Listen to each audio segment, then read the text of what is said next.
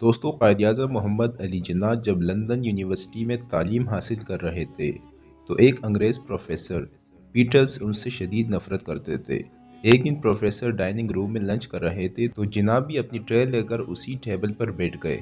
Professor کو اچھا نہ لگا اور اس نے جناح کو کہا، کیا آپ کو نہیں پتا کہ ایک پرندہ اور سور ساتھ بیٹھ کر نہیں کھا سکتے؟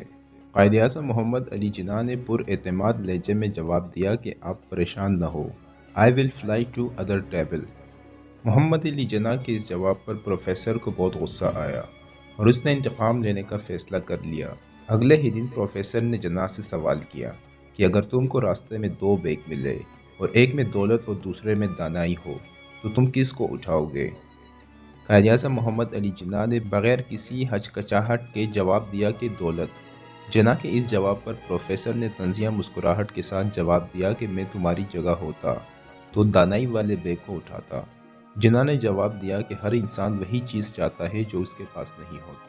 دوستوں، اس کے ساتھ ہی آج کی اس ویڈیو کا اختتام ہوتا ہے۔ مزید اس طرح کی ویڈیو کے لیے ہمارا چینل سبسکرائب کرنا نہ بھولیں۔